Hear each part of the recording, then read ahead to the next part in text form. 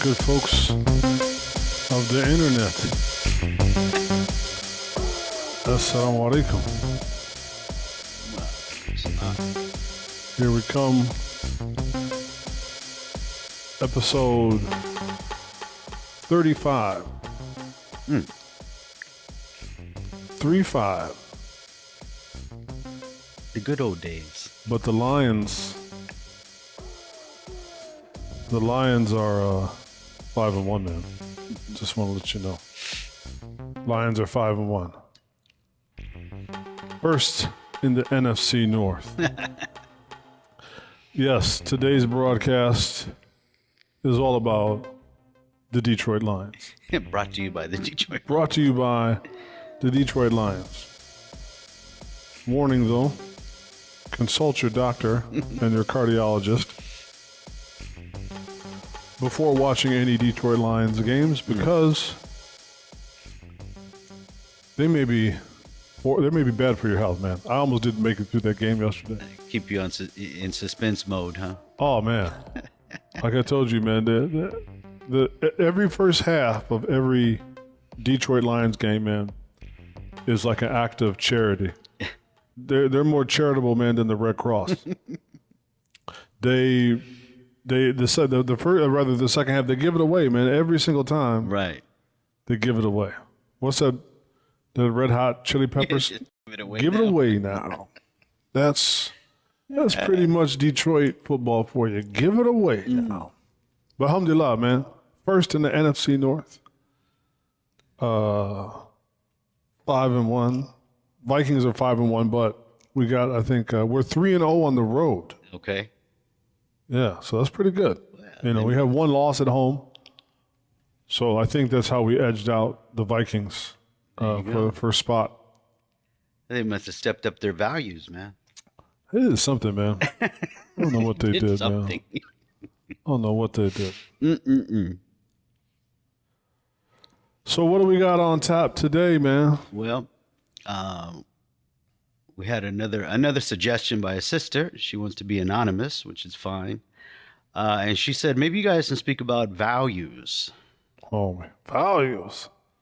Yeah, we did a little looking into values. Yeah. Yeah, so the idea of values and morals and ethics and character, and you had brought up the book by James Hunter. Yeah, there's a book. Let's see if I can put it for you guys here. There's a book called The Death of Character, and it's by an author. His name is James Davison Hunter.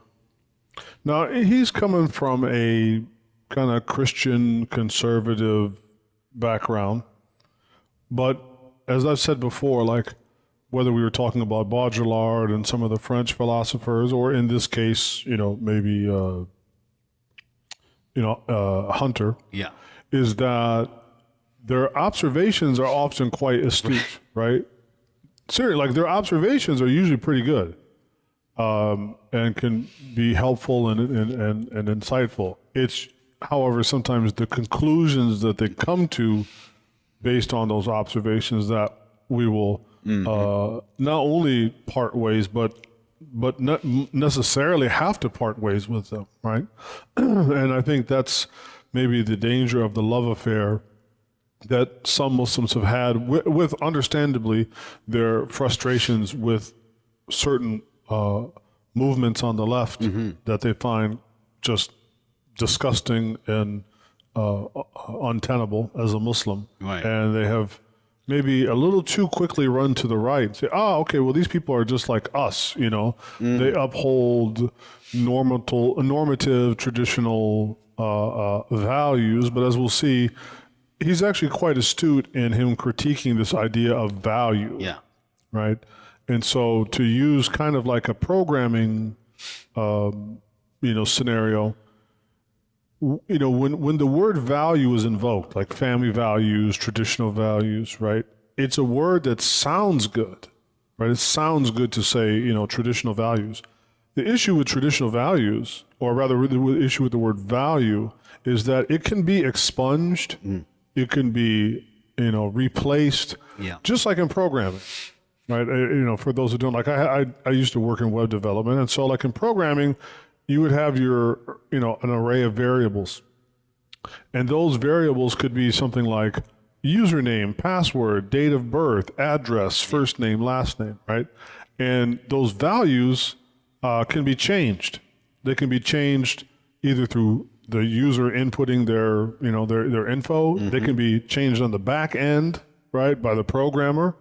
And so while values may lend themselves they may connote an idea of permanency. In reality, they're not. And that's kind of, you could say, one of the worthwhile takeaways of Hunter's book is that we should actually be talking more about character than we are about values. Now, he's taken a page from Alasdair MacIntyre, who, again, is like another kind of conservative, thinker. And I would say more of like the old school conservative thinker versus the new. He's not a Jordan Peterson.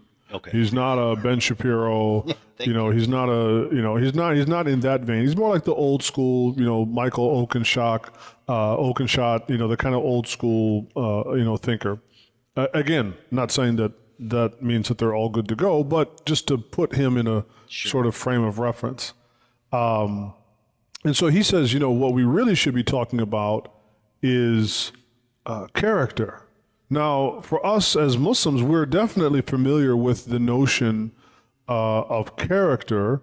Sometimes we call it akhlaq, sometimes we call it khuluq, in terms of in the Arabic, in the very, even in the Quran, right? Allah Ta'ala mentions the Prophet Muhammad sallallahu alaihi wasallam as wa innaka la ala khuluqin azim. You have a tremendous, enormous character.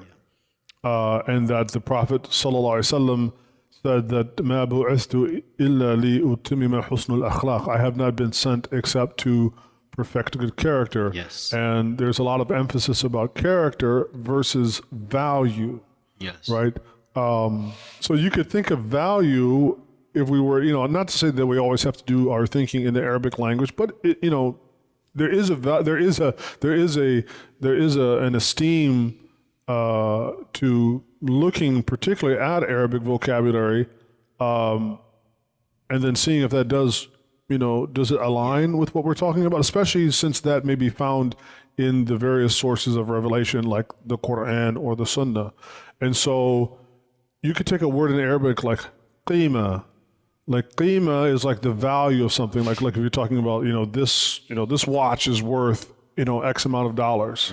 That would be the qima. But as you know, that price can go up or down based upon demand, or other factors can impact the worth of that.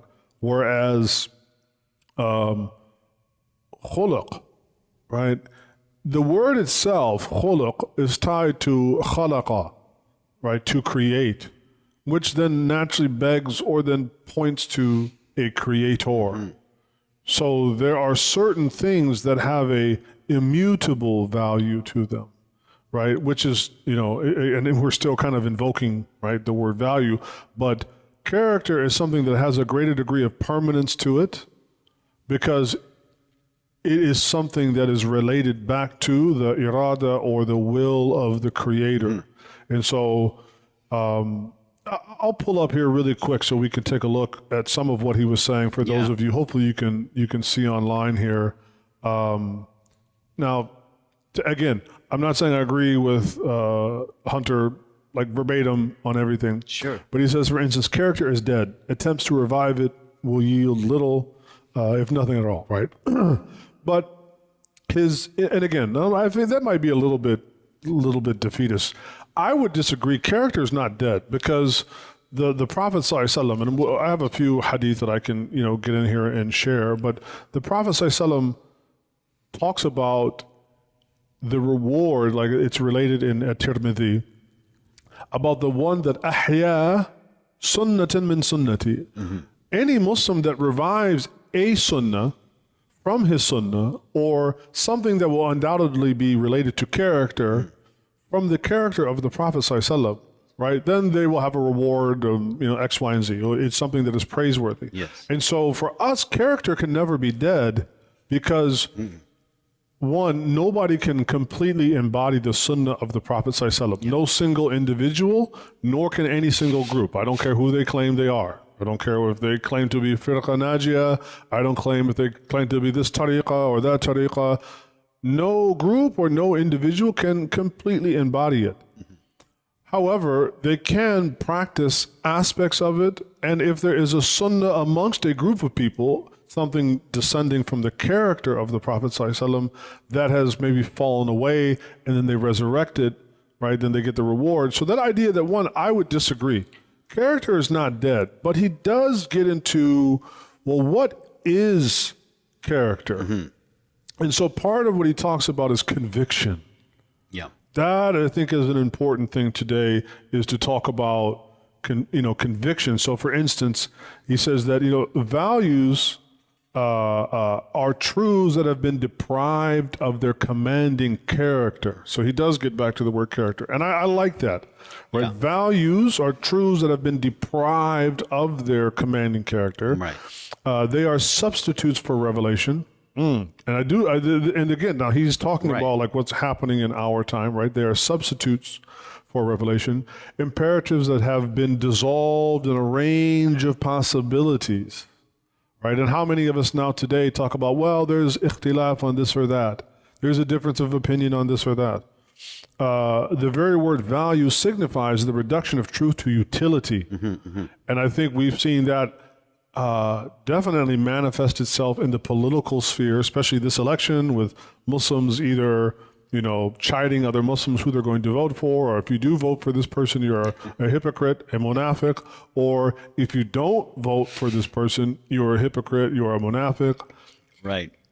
Right? And so the opposite of nifaq, right, being a person who was salih, like a righteous person, is now merely a utility, right? You're not righteous because it's an intrinsic value that you need to, that you need to hold on to, or have a part of your character. But he said no, right? That value signifies the reduction of truths to what utility, taboo to fashion, conviction to mere preference. That's the other thing too.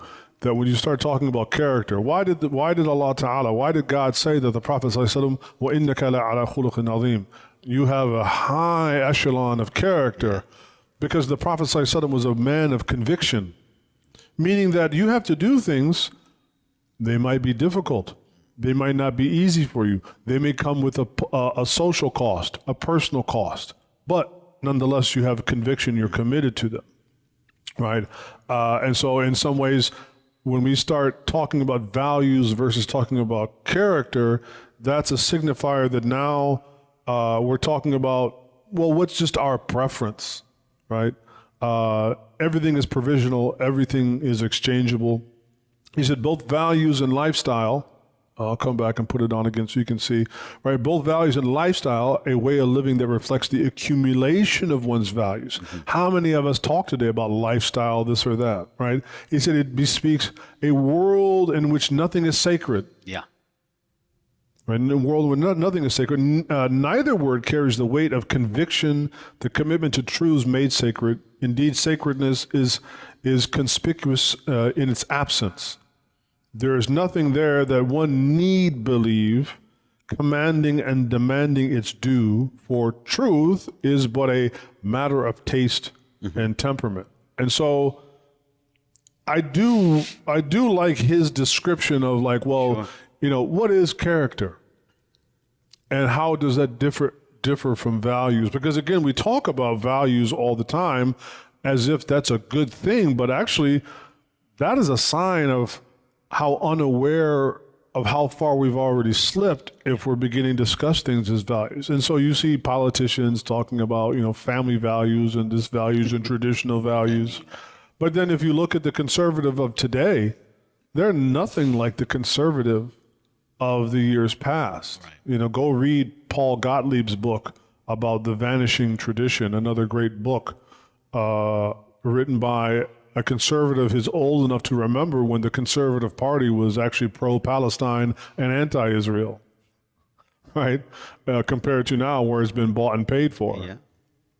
So anyway, that gives us a foray into talking about, discussing values, how that might be a problematic term, and then discussing, character. Sure. And I think the idea here with values is that, as we mentioned, they shift over time, and as people grow into different, perspectives, and that needs to be made aware of individually and collectively. That, hey, what are our values, and go back to the remembrance of our character and what's shaping our character, because values, in general, are personal or collective beliefs about what's important, what's desirable, what's worthwhile in life. And therefore, this shapes priorities and guides decision making. And so if our values are askew based off of our cultural references of the day, then, where are we at in our obligation to God as Muslims and even Christians, or, if you're a believer, right?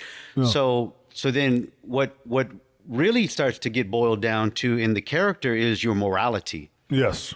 And so if you had the Venn diagram and you had character in the middle, and then you had ethics, morals, and values, swirling around it, then, morals then plays a big part here, because this is rooted in religiosity. Because you're not going to find, in general, the principles based off of other frameworks, the whims of your values, right? So you might get morals based off of religiosity, culture, right, or even some framework of philosophy. Yeah. And this becomes dangerous too. So as the Muslim, where are you navigating? Where's your compass, your moral compass? And so that comes from our Quran and Sunnah, and we can't be like mixing and matching. And I think this is a problem for us as a community, in that our community, in my lifetime as a Muslim, I mean, I haven't been Muslim all my life, but since 18 years old, right? So going on 35 years, I have seen our community largely walk away from any notion of creed. We do not study aqidah anymore. And some of this might be due to, some of us that were alive and remember what some of the 90s were like, particularly in America, and the Aqidah wars, which actually seem to resurface again this year between the Salafi and the Sufi and the Ash'ari and the Salafi, and right. And so some people have been turned away. And I'm not saying that, certainly nobody likes to be front row and center to listening to obnoxious and senseless debates about things. And the consequence of that is that the Muslim has now unwittingly been socialized into exactly what Hunter is talking about, that truths are now mere commodities, and they can be refashioned and retooled to fit any situation. And in fact, they can be jettisoned altogether, and that we don't really have character anymore, and that all we're left is values, right? Values that are values as like a blank slate that are informed by character is one thing, but values that have nothing behind them, that are only filled in by whims, then we already know what the Quran and the Sunnah has to say about that. And so, I think his idea of conviction is actually a really great word. Like when we talk about aqidah, some people will say, "Oh, theology." That's a Christian term, right? Even the word aqidah is rooted in the word uqd, like a contract. Well, what do you have in contracts? You have obligations, right? You have obligations you must fulfill. Right. So the very idea that as a Muslim, there are things that you are you are obligated to believe in, and obligated to do, and obligated to disbelieve in, and obligated to forsake. And I mean, again, largely, we have walked away from that as a community. We no longer discuss aqidah. And, that's why last year I had started what I had called, it was an aqidah class. And we were reading Kitab al-Iman, right, the book of faith from the collection as Sahih Muslim, right? And I said, this is not about Athari, this is not about Ash'ari, this is not about any of that stuff. But let's look at the statements of the Prophet ﷺ that outline our creed. And again, that idea of what? Things we must believe in, things we must disbelieve in, things we must do, and things we must not do. And I'm not saying that, I am personally somebody that follows the Athari school in terms of that.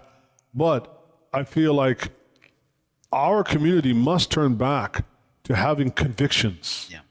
Because if we don't have any conviction about anything, I mean, one, that's how we wind up in this social situation we are today. And we will only continue to, I think, exacerbate this kind of victimization and panic that we have about our social circumstances, that, we're here to worship Allah Ta'ala. I just got invited to be on a podcast coming up, I think this weekend, inshallah. The brother was saying, I want to talk about challenges, facing the Muslims in America and the youth and whatnot. And I'm like, okay, fine. But let's also, as we begin that conversation, can we not panic? Right? What community that ever came before us, including the very first community of Muslims, that included the Prophet ﷺ, that didn't have their challenges? This is a promise from Allah that you will be challenged in your social circumstances. You will be challenged. Yes. You will be mocked. You will be ridiculed. You will be this and that. So while we definitely want to face and challenge, tackle those challenges, let's not be dismayed or actually feel that we've been singled out. Oh man, we've got these challenges, as if everybody doesn't have their challenges, Muslim and Kafir, as if every generation of Muslims hasn't had their issues. So let's not make too much of it being challenged, but rather think intelligently and critically about those challenges. Yes. Right? Well, which can't be done without, right, just to finish my thought, you can't do that unless you have conviction. Right? Exactly. And so this challenge, even that might challenge people, with just the word alone triggers, but when it's rephrased to take every challenge and make it a point of opportunity. And this was, I think we heard this in the khutbah last Friday, was the Prophet ﷺ always had this perspective of optimism. Yes. In the midst of challenging moments, right? So yes. Always optimistic. No, this is all good. It's all khair, man. Right. It's going to be good. It's from Allah. Yes. So, and then going back to the concept of conviction, to foster that conviction, then we need to be engrossed in the study of our deen, in the study of the life and character of the Prophet ﷺ, in the study and, busied with the Quran. Yeah. Otherwise, then where's your conviction? Well, then it gets, put into values, and these get set back, and the goalpost gets changed, and, I think this is the issue of people making too much of being challenged. And I don't mean, look, I've been through and continue to go through and will go through my challenges, personal, health, financial, whatever, you name it, right? I just had a heart attack a couple months ago, so, but the Prophet ﷺ said, "What ajaban li amr al-mu'min." How amazing is the affair of the believer? Yeah. Right, and we all know this, particular, in amruhu kulluhu khayr, falaysa dhak li'ahadin illa lil-mu'min. Like, the affair of the believer is amazing, right? And there's nothing but good in him, and this is only the case with the believer. And who is the believer? A believer is a person that has convictions. Yep. So, I think that there's a faida, there's a benefit in the English speaking thinking part of the ummah to reconceive this idea of values and rethink of them as character, because character is related to creation to the creator, and therefore these things are immutable, right? وَلَن تَجِدُوا لِسُنَّةِ اللَّهِ تَبْدِيلًا. And you will not find the sunnah of Allah changing. No. So the things that comprise and constitute good character, Yes. you will not find changing. Right. Well, so I made a list. While it's a greater list of what components or what comprises good character in the Muslim and a believer is, of course, the first is taqwa. And there's many. I mean, there's no order here. It could be ordered any But that's which way. great, yeah. And let's talk about that. There's taqwa, right? Which we could say is what? Well, your fear of the fire, right? So you have this awareness that, hey, there is a punishment, there is a fire, so I need to protect myself by God's command and precincts Yes. to ward off the fire. Yes. Yeah. Yes. So not God consciousness, but No, we there don't. is, We don't get out our mats. And but yeah, we're start, definitely protecting ourselves from stretching. the If my fire. wife sees this, she's gonna slap me when I get home. We don't get out our mats and start stretching. Not that kind of consciousness. Okay. All right. Yes. Just double check. So we want to avoid the fire, and so yeah. Then another idea here is honesty. Yeah. So this is something part of good character, right? This is something of character is honesty, sadiq, Yes. truthfulness and honesty. Yes. Yes. Another one is kindness and compassion, rahma. So the good character has this kindness. And sidq goes beyond merely telling truths and not telling lies. Of course, it incorporates that. But as Allah says, what وَالَّذِينَ يُصَدِّقُونَ بِيَوْمِ الدِّينِ. Sidq, or so-called truthfulness in Islam, it encompasses telling the truth to people in terms of statements and not lying to them. Yes. But it actually goes beyond this to affirming ultimate truths. So it's not, you can't just be a good person, right? Because what the hell is that? We don't even know what that compromise, like Allah says what? The person of sidq, he has to yusaddiq, which is, again, I'm always turning things into like a grammar lesson, but the words and the semantics are important. So yusaddiq, it is something that is either, you take it as either reflexive or intensive, right? In this case, it's reflective. It means you confirm the truth. It's not just that you tell the truth, but you confirm that something else is the truth.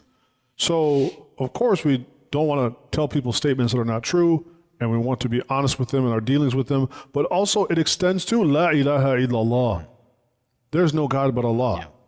It extends to Muhammad Rasulullah, that Muhammad is the messenger of Allah. It extends to the day of judgment. La rayba fi, right? There's no doubt about it. Yusaddiquna bi yawm ad-din. So even in that, that's why I said there's character and creation and creator. There's a link. Definitely. Just as there is in English, as there is in the Arabic. Khulq, khalq, al-khaliq. Yes. Right? Yes. As I mentioned, kindness and compassion, but not the type where you just get steamrolled over. Yeah, we're kind and compassionate, especially amongst each other. Muslim to Muslim, very kind, very compassionate, but we're not going to get steamrolled. And even in your dealings with other, let's say with non-Muslims, because there's a very interesting statement that Imam Muslim, rahimahullah, that he has in his collection, in his Sahih, in which the Prophet ﷺ is stated to have said, "Man ahabba an yuhzaha an nar," whoever wants to be distanced from the fire, wa yudkhal al jannah, and wants to be admitted to paradise, then he says, فَلْتُدْرِكْهُ منيته وهو يؤمن بالله ويوم الآخر. Then let that one have faith in Allah, and then what? In the hereafter. And then وَيَأْتِي إِلَى النَّاسِ مَا يُحَبُّ أَنْ يُؤْتَى إِلَيْهِ. Then let him treat people the way that he would want to be treated himself. And the word here, he says what? وَيُؤْتِي إِلَى النَّاسِ. People, right? So when the word an-nas is used, it includes Muslims, but it can also include just Muslim, non-Muslim, right? And so, again, like goodness of character, it's already in a conversation about one, being distanced from the fire and being admitted to paradise and having faith in Allah. Let him have, meet his end, right? Also acknowledging that there's an end to this life and I will be judged. So goodness of character is an acknowledgement life comes to an end and I will be held accountable for the summation of my life. And so therefore let me have a hope to end my life by having secure belief and faith in Allah Ta'ala and in the here and in the last day, right? Not just that we rest in peace, King, or rest in power, or whatever this other nonsense that people say today, right? But rather, I'm going to be there on the day of judgment, and that what? يَأْتِي إِلَى النَّاسِ مَا يُحَبُّ أَنْ يُؤْتَى إِلَيْهِ. That I treat people as I would want to be treated. Yeah. This implies, how are most people? Man, look what we got to deal with today. And people ain't no different than they was before, right? There's always been people that get on your nerves, people that have bad character, and so on, right? Now, as you said, yes, we don't want to be steamrolled, and that when it's time to be firm, we're firm. But in general, right, from the disposition of min jiha, umuma, then we want to treat people in the way we would want to be treated. Definitely. And this one we've talked extensively about, but part of good character is patience, sabr. And this is, as you always mention, to persevere or to weather through, and so doing good continuously as best we can, dealing with any challenges regardless of the challenge in and of itself. We maintain and have perseverance in difficult situations. Another one is adl, in justice. Yes. And this one probably is overlooked a lot because we think we're not in a position of justice. We assume this is like left up to the courts or something. Yeah. But are we just, right? And that's another important aspect of our good character. Being forgiving. Yes. Being forgiving. And modesty, haya.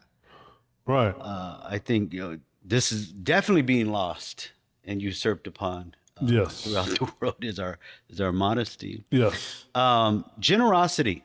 Part of good character, right? And what is the word for that? Karam? Yeah, karam. Yes, yeah. Generosity. Yes. So, yes. And this is, in the English, we don't look at it in the sense of a type of purification, but it is, right? To be generous, there is some kind of purification process there spiritually. If one looks at it like that and has the intention for it. So it is a means of getting closer to Allah as well. Humility, being humble, this is a critical trait where I think there's so much boastfulness nowadays and showing off, this idea. So we've this lack of humility and humbleness. Gratitude. Yeah. Is another key component. So these are just 10 I listed. And these are things that will require conviction. Yeah. Right? Definitely. I mean, if you think being grateful is just looking at all of the things in front of you and being grateful for the things in front of you, well, what happens if Allah takes some of those or all those things in front of you? What will be your gratitude then? Right? That's why, again, another way of maybe articulating convictions is, non-negotiables. Yes. Think about it. Alhamdulillahi Rabbil Alameen. All praise is due to Allah. All praise belongs to Allah. All praise belongs to God, who is the Lord of all the worlds. It doesn't say li hadihi wa hadihi, for this and that. All praise belongs to Allah, period. There's not a conditional statement. It's just a statement. It's just a truth. Yes. And so in a similar way, like, having sabr, having perseverance, grit, having gratitude, having shukr, having iman, right? Having, real security and faith. These are non-negotiables, right? And so Without question. they require conviction. No question. Ironically, it just seems today the things that people really get fired up about at conviction are the things that are just transient. They pass away. Yeah. They have no substance to them. Yeah, definitely. Well, and as you mentioned with Hunter, they're like usually their ideas are notable but a little bit askew. But as he mentioned, the moral discipline, and I found this interesting. Part of his ideas of character, someone that has moral discipline, so the inner capacity for self-restraint and the ability to inhibit personal desires and passions within the boundaries of moral order. Yes. But again, where is the moral order, right? So, that's a question mark. It sounded great. It's very poetic and I love it. But Sure. Yeah. so it makes sense to me because I'm a Muslim, but I just default back to the Quran and the Sunnah.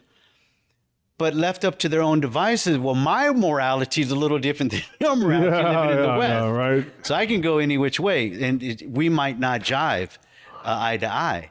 So from a Muslim perspective, this makes complete sense, but then this has to be unpacked, the moral order. Where is the moral order, right? Right. And so, this is one of the reasons we want to bring this up. It was a good idea.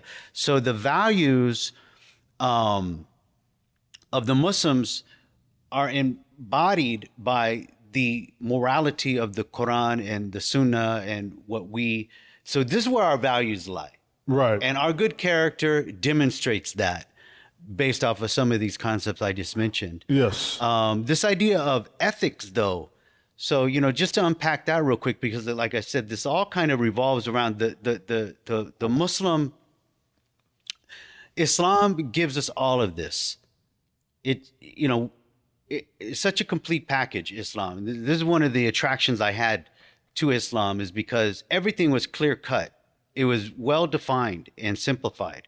But ethics is the idea of something that's formalized in coded or guidelines based off of like rules and principles. Right. So typically they're shaped by society and institutions or professions. But for a Muslim, it's shaped right from the book of Allah, his hukam. Yes. Yes. Yes. And so there's no switching that up either. It's immutable. Right. Right. Ethics of any other society, again, can be kind of, And that molded can fall crafted. into the category of ma'ruf, right? Like the Quran talks about, ta'muruna bil ma'ruf, or in other ways, fa'amsikuhunna bi ma'ruf and ma'ruf. Like there's many times where the Quran uses this word ma'ruf. Now the literal meaning of that is the meaning of ma'ruf, right? Ism fa'il, or rather ism maf'ul, is right, that which is known. Now, the Quran never goes on to define exactly what is explicitly ma'ruf, but it is implicitly implied because one, Allah gives the command, ta'muru bil ma'ruf, command to al ma'ruf. Well, Allah will not command to anything except for good. Yeah. And He will not prohibit anything except that it is evil. So implicitly, it implies that whatever that it is, it has to be something good. But the other important thing is that, okay, there are things within your culture You're right. that are going to be compatible with divine morality, divine law, and those kinds of things, right? And to the extent that they are, alhamdulillah, you can indulge them and encourage them, right? Just never forgetting that they are still ultimately a culture, and that if they begin to change or change their hue, their color, or they begin to fade or look a little tarnished, then they might have to be either resuscitated or even replaced, right? And that's why I feel like the kind of Western conservative loves to sort of wax poetic about Western values and West and West this and that. And that isn't to imply that there is not any ma'ruf in the West. Of course, every culture has its ma'arif, right? It has its good aspects to it. But they often kind of bemoan this collapse of Western civilization is due to everything other than their own hands. So it's the immigrants, it's the black folks, it's the Mexicans, it's this or that, it's the LGBTQ. It's like, well, wait, all these things emerged on your watch. That's why I really also, I get very impatient in a certain kind of way with a lot of these so-called conservative thinkers, because they love to wax poetic about how great their civilization is. And especially they want to take all the credit for the good, but they don't want to have to take any responsibility for the bad. Right. Well, why have you had such an insane development of LGBTQ, trans, this or that on your watch as Christians? So what did you guys do wrong as Christians that allowed this to emerge? Why has your government become completely corrupt from top to bottom, in to out, through lobbying and, foreign and domestic business interests, corporate gluttony, and all? Like, when will you take any responsibility for what happened to your so-called great civilization or society? Like, you want to wear the big boy pants, but to wear the big boy pants means you also have to take accountability and responsibility as to why things are. Now, you're happy to go around and dress down everybody else in the world in their culture about why they are, but you always want to act like, well, God, this happened somehow, this just magically happened. Right. No, it happened on your watch and you were part of it. Yes. Maybe you yourself have become a little bit decadent. Yeah, definitely. I had come across a few statistics here. Oh boy. Yeah. Studies say. So some of the values of Western society, in particular America, was work life. So we value work life, we value family, politics. And again, this is just a general, that again can all be redefined to what does that really mean, right? But so family, politics, environment, and personal fulfillment. So this is a big this is part of the value system. Yes. And so one of the interesting things they did note was about religious values have this is 2021, and polls and surveys can they can always be skewed, but Sure. but showed that 40% of Americans, only 40%. I would have thought it might have been higher, but 40% of Americans belong to a church, synagogue, or a mosque, a masjid. So there's been a sharp decline of 70% since 1999. So then that brings the question, or at least gives us some, we're informed a little here as to why maybe the values have shifted, whereas maybe us growing up in the 70s or so, Sure. The value system was a little bit different. Right. And so now I'm saying, well, okay, then that I see it, but when some percentages come up like this, then you really, okay, Right. Well, no wonder we have a whole different value system when it comes to certain things. So that was interesting to note. The other interesting concept here was that it's interesting that you say that, because he points that out in his book, right? He talks about that the death of character in the West has not occurred as a natural death, but rather, it's something that's been induced. So he says that this is in part due to the demands of multinational capitalism have created conditions that make a coherent self that unites history. If I can put it back up again, let's see. Yeah, here we go. He said, right, the demands of multinational capitalism, for example, have created conditions that make a coherent self that unites history, community, and subjectivity all but impossible. Now, my issue with that is that that's a little bit of a dog whistle, going back again to the immigrants. So you have that element in conservative thought that is like, we as America are this one nation, but when things start to fall apart, we're a white nation, right? And the problems are due to these colored folk, right? That either have come in, are incompatible with our culture, or they will not assimilate to our culture, or they're incapable of assimilating. And so when he starts talking about, uniting history, community, and subjectivity, all but impossible, where he says pluralism, right? I mean, that's the other part. Pluralism and social mobility undermine the plausibility and coherence of personal beliefs.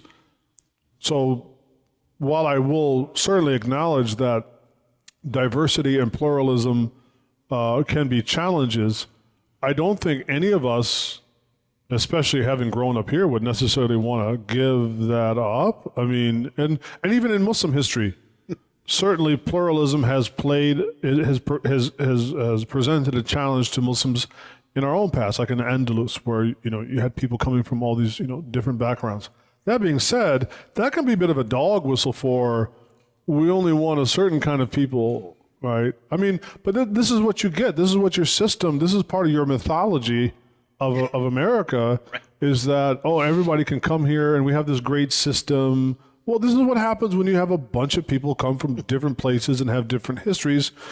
It is going to make it difficult to have a monopoly on social identity, religious identity, all of these things. Yeah. And so if you're trying to hearken back to some imaginary perfect time that never existed, I mean, this is your problem, right? This is why, again, just focus on character and the development of character and the encouragement of all peoples to, right? Because again, we would believe that those are intrinsic, immutable values that Allah Ta'ala wants out of all of his creation. Right. So going back to that, sometimes I wonder, like, I mean, again, some of his observations are very brilliant. He's a very smart guy, but then also, like, maybe he doesn't even himself fully understand some of the stuff he's talking about. Exactly. Yeah. And most of them. So I'm just saying, Exactly. No, I've come across that a lot. So yeah, I mean, these are some of the concepts, and I think as Muslims, as believers, we really need to align or reassess our values, where our morality lies, how we're looking at ethics, and then are we digesting these in a holistic way based off of the Quran and Sunnah to build our character, to build that Islamic identity. As one of the scholars said, we have Muslims have a identity crisis. Who are you? You don't know who you are no more because you're not engaged in your religion. You're not. Yeah. I mean, I would say that there is an identity crisis because you no longer have confidence of what are the contents of identity. Again, no convictions.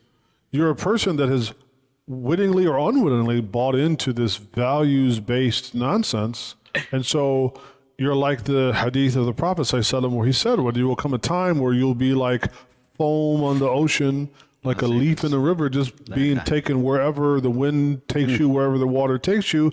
And even if you are great in number, you will have no capacity to shape your environment around you. And I think that, that definitely is, that's scary. Yes. That is scary. So, and just a reminder, because you had brought up virtuosity after one of our classes. You had mentioned that we don't have the virtuous quality no more, and we're not. And we don't talk about that. Yeah. That idea there, and so all of that is virtuous and part of virtuosity as male and female. But for our men, where are we? Yeah. Where are we as Muslim I would say that we have fallen into exactly. Again, he does have some astute observations. I believe that we have fallen into the trap of conflating values for character, and therefore we have conflated. We've made truths into kind of like either utility or a commodity. One example, and this might upset some people, is, for instance, our community's fixation on memorizing the Quran.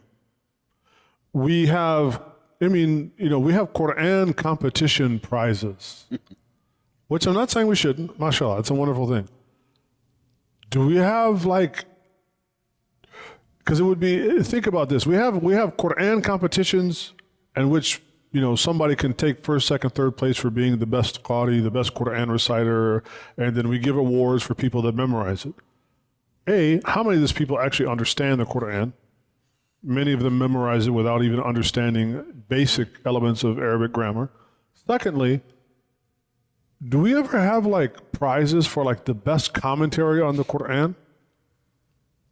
Like who giving a book award, this year's book award to the best Muslim thinker, author about blah, blah, blah. These don't really exist.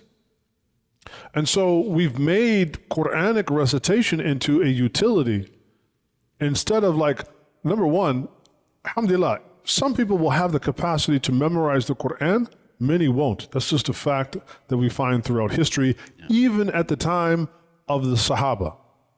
Like only a few of the Sahaba actually memorized the entirety of the Quran.